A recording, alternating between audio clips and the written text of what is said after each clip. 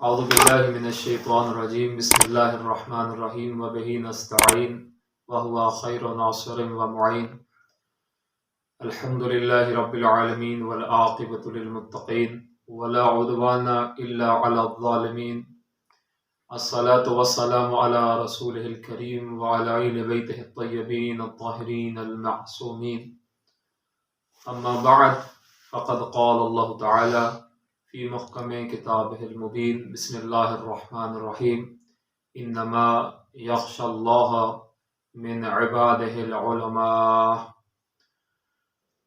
قل رب زدنی علما طلب العلم فریضۃ علی کل مسلم۔ تمام تعریفیں، تمام حمد و توصیف اللہ رب العزت کے لیے جو کہ ہر حمد و تعریف کے لائق ہے، جو بے مثل و بے مثال ہے۔ درود و سلام ہو اللہ کی کائنات کے سب سے افضل، اطہر، عرفہ، اعلی خاندان اقدس رسول معظم کے خاندان پہ، جن کی اتباع میں دنیا و آخرت کی کامیابی ہے۔ انتہائی واجب العزت، واجب القدر برادران عزیز، سامعین محترم و مکرم، آج کی جو ہماری یہ ویڈیو ہے انشاءاللہ بہت ہی اہم ویڈیو ہے اور بہت ہی اہم پیغام ہے۔ خداوند متعال سے توفیق کے طلبگار ہیں کہ ہم اپنی طالب علمانہ جو عرائض ہیں وہ سامعین تک صحیح معنوں میں پہنچا سکیں۔ عزیزان محترم، آج کا جو موضوع ہے وہ ہے علم کی اہمیت، اور پھر علوم جو کہ مدارس اور جدید علوم پڑھائے جاتے ہیں ان کا تھوڑا سا طالب علمانہ جائزہ لینا ہے آپس میں، کہ ان میں آپس میں فرق کیا ہے۔ یوں کہہ لیں کہ دینی تعلیم اور دنیاوی تعلیم، کیا ایسا واقع ہے کہ کوئی تعلیم دینی ہوتی ہے وہ فقط دین کے لیے ہوتی ہے، اور کوئی تعلیم فقط دنیا کے لیے ہوتی ہے؟ یہ ایک بہت ہی اہم بات ہے جو ہمیں سمجھنے کی ضرورت ہے، اور ابھی تک ہم شاید صحیح سمجھ نہیں پائے۔ عزیزان محترم، اللہ تعالیٰ قرآن میں فرماتا ہے کہ انما یخشی اللہ من عبادہ العلماء، اللہ سے تو فقط صرف اس کے بندوں میں سے جو علماء ہیں، جو اہل علم ہیں، وہی اس کی خشیت رکھتے ہیں۔ خود اللہ نے اپنے نبی مکرم رحمت کونین سرور دو عالم رسول معظم صلی اللہ علیہ وآلہ وسلم کو ارشاد فرمایا، وَقُلْ، فرما دیجئے، رب زدنی علما، اے میرے رب، اے میرے پالنے والے، میرے علم میں اضافہ فرما۔ اللہ قرآن میں فرماتا ہے، واللہ اخرجکم من بطون امہاتکم لا تعلمون شیئا، اللہ نے جب تم کو ماؤں کے بطون سے، ماؤں کے پیٹوں سے باہر نکالا، یعنی جب تم دنیا میں آئے، لا تعلمون شیئا، تم کچھ بھی نہیں جانتے تھے۔ انسان کی فکر اور ارتقاء اور دنیا و آخرت کی ترقی جو ہے، اس کے لیے علم کا یوں سمجھے کہ ریڑھ کی ہڈی کا کردار ہے۔ یوں سمجھے کہ جس طرح انسان کے یعنی جسد کو روح کی ضرورت ہوتی ہے تب وہ کام کر سکتا ہے، اسی طرح انسان کو فکری اور معنوی اور بہت سی عمیق گہرائیوں تک پہنچنے کے لیے، یا یوں کہہ لیں کہ اللہ کی معرفت کے لیے علم سے بڑھ کر اور کوئی چیز نہیں ہے، اور اللہ کی معرفت بغیر علم کے حاصل ہو ہی نہیں سکتی۔ یقین کیجئے گا، یہ جو آیت ہے کہ جس میں اللہ فرماتا ہے، وَمَا خَلَقْتُ الْجِنَّ وَالْإِنسَ إِلَّا لِيَعْبُدُونَ، ہم نے جن اور انسانوں کو فقط اپنی عبادت کے لیے خلق فرمایا۔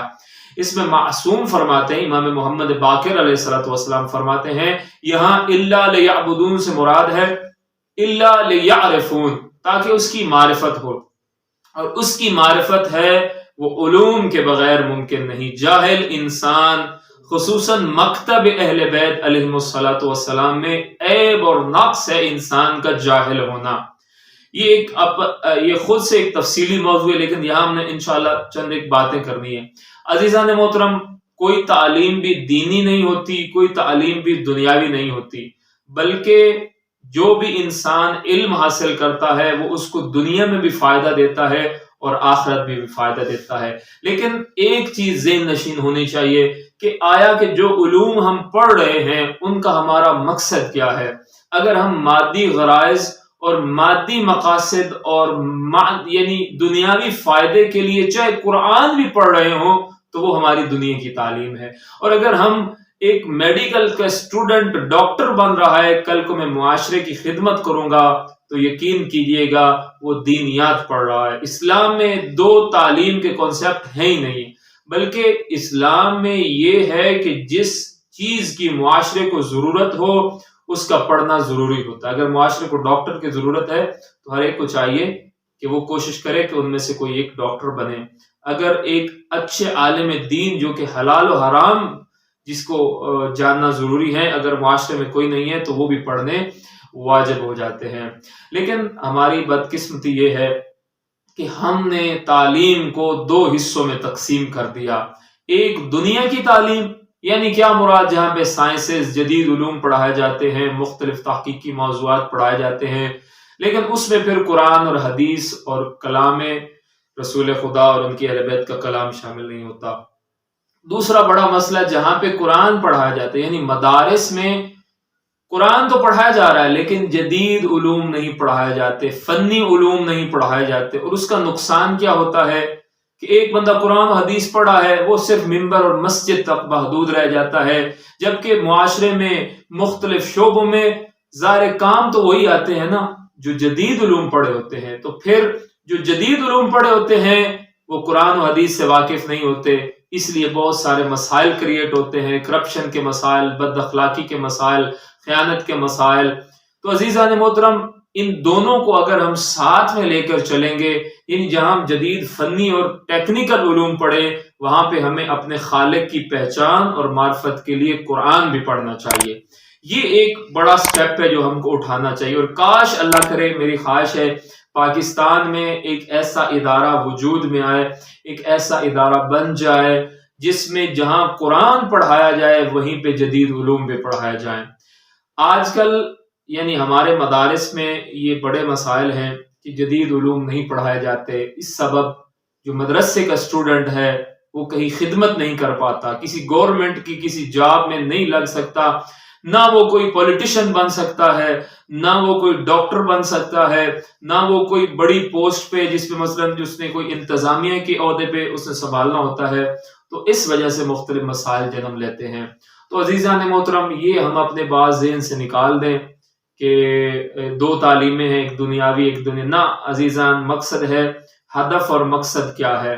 مقصد ہے کہ ہمارا اور تمام علوم کا مقصد ہی معرفت الہی ہے، اور علم اور عمل آپس میں جڑے ہوئے ہیں۔ تب تک انسان کو علوم فائدہ نہیں دے سکتے جب تک ان کے پیچھے اپنی زندگیوں میں بھی ان کو لاگو نہ کر لے، عملی زندگی میں وہ علوم اس پہ نافذ نہ ہو جائیں۔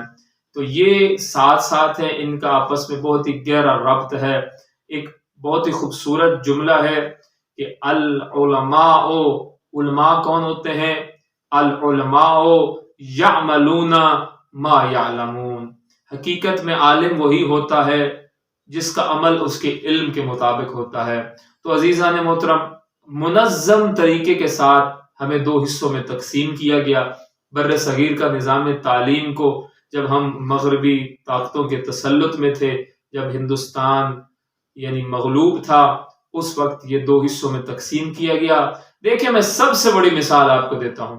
ہمارے چھٹے امام جعفر الصادق علیہ السلام کی 4000 اسٹوڈنٹس تھے، اس میں سے یہ نہیں تھے فقط فقہ اور اصول پڑھنے والے، بلکہ آپ کو جابر بن حیان جن کو بابا کیمیا کہتے ہیں وہ بھی امام صادق علیہ السلام کے شاگرد ہیں۔ تو ثابت ہوا جہاں پہ ہمارے امام قرآن اور حدیث اور فقہ و اصول پڑھا رہے تھے، منطق اور سارے یہ علوم پڑھا رہے تھے، وہاں پر امام جدید تعلیم یعنی سائنسی علوم بھی پڑھا رہے تھے۔ تو عزیزان محترم، انشاءاللہ ہمارا کنسیپٹ کلیئر ہونا چاہیے۔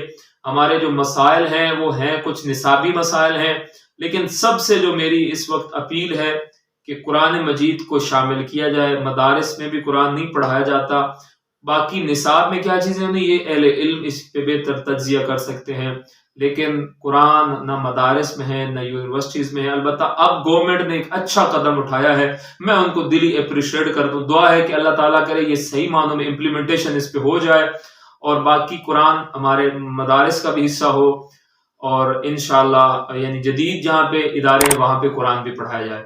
آخر دعوانا ان الحمد للہ رب العالمین، وصلی اللہ علی رسولہ الکریم۔